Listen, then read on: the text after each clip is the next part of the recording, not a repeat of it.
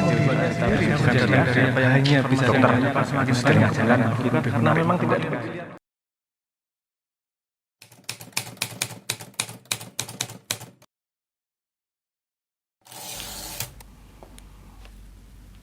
Menurut saya balik ke premis itu yang pernah kita obrolkan di episode sebelumnya, bahwa informasi yang beredar di dunia manusia itu amat sangat banyak, bermacam-macam versi, bermacam-macam sumber dan seterusnya, dan kita tidak mungkin untuk menampung semua.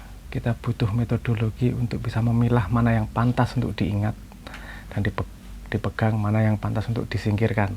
Itu satu. Nomor dua, manusia punya naluri untuk pengen stabil. Sesuatu itu jelas. Kalau nggak jelas, buat apa? Buat saya. Jadi perdebatan benar salah satu fungsinya menurut saya adalah memilah itu tadi. Kalau ini dianggap benar bisa tak simpen, kalau ini kemudian salah ya bisa tak buang dan seterusnya. Padahal kalau kita punya tujuan, seperti yang kita bicarakan di episode sebelumnya, kita bisa lebih menerima derajat kebenaran dan derajat kesalahan nih, asal ini relevan dengan tujuan kita. Kita jadi punya frame yang lain untuk memilah informasi, karena tujuannya sama, memilah informasi. Ini saya agak bingung juga, biasanya orang yang benar itu, kalau dia yakin dengan kebenarannya, dia tidak perlu meyakinkan orang lain terhadap kebenaran dirinya yang dia pahami. Kalau orang yang tidak yakin dengan kebenarannya, ya berusaha meyakinkan orang, cari teman, biar lebih banyak yang setuju dengan kebenaranku kan gitu. Jadi saya bisa mengatakan bahwa ngotot perang benar salah itu datang dari insecurity, ketidakpastian terhadap kuda-kudamu sendiri. Memang saat tidak nyaman hidup dalam probabilitas, kemungkinan bahwa ini bisa benar, ini bisa salah, ini tingkat kebenarannya 80%, kesalahannya 70%, pokoknya pengen yang fix, ini benar, ini salah, sederhana hidupnya. Nggak apa-apa juga kayak gitu, tapi itu membuat hidup jadi kaku, benar salah, karena pertumbuhan pengetahuan manusia, pertumbuhan pemahaman, banyaknya informasi yang datang lama-lama akan membuat kita mau tidak mau renang berselancar di arena probabilitas tersebut. Kalau nggak salah Gus Dur juga pernah ngomong, saya juga pernah ngomong, walaupun nggak tahu, ternyata Gus Dur juga pernah ngomong bahwa semakin orang pengetahuannya banyak itu semakin moderat, biasanya seperti itu. Iya, karena kemudian dia bisa memilah tingkat probabilitas kebenaran tersebut. Jadi dia nggak ngotot ngomong bahwa aku bener, kowe mesti salah, nggak ngotot seperti itu, karena dia melihat probabilitas kemungkinan benerku itu belum tentu bener 100%, salahmu belum tentu salah 100%. Yang dicari bukanlah kebenar salahan, tapi efektivitas terhadap informasi yang kemungkinan benar atau kemungkinan salah tersebut. Jadi kenapa kita senang debat benar salah?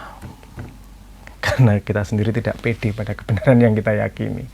Jadi ya harus mencari teman, harus meyakinkan orang lain bahwa yang dia miliki adalah salah, yang aku miliki adalah benar. Lagi-lagi hasil tanpa tujuan itu tadi. Kalau hidup ada tujuannya, benar salah, dia tampung semua, karena probabilitasnya masih ada semua, karena semua informasi masih punya probabilitas untuk berguna pada sebuah tujuan yang mau dicapai.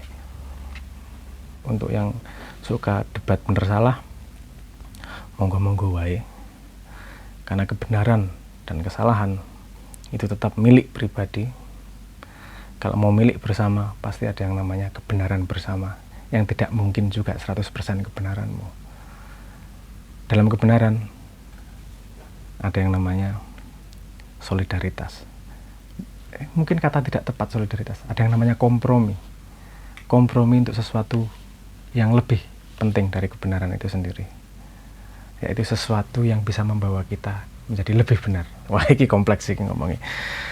Saya cerita sini, tahun 2015 kalau nggak salah, ada percobaan, ada orang iseng di internet, dia ngasih gambar seekor sapi, dia sebut Penelope sapi tersebut, terus netizen suruh ngejudge, suruh nebak beratnya berapa nih,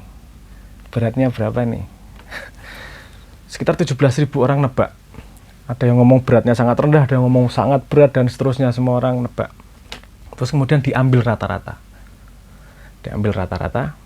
Ternyata errornya itu kalau nggak salah 4% dari berat si sapi itu yang sebenarnya. Ketika ditanyakan kepada ahli sapi, errornya sampai 6%. Jadi wisdom crowd tuh ada juga. Bener karena sampling yang banyak. Walaupun secara individu walaupun secara individu dia jauh dari beratnya yang benar ini, tapi ketika yang sampling banyak, semakin mendekati akurat terhadap kebenaran berapa bobot berat si sapi yang namanya Penelope itu. Ini juga menurut saya berlaku juga kepada society. Kalau kita mau ngomong mana yang paling applicable buat kebenaran society, itu kita mau tidak mau harus mendengarkan segitu banyak orang untuk mencari bukan titik temu, mencari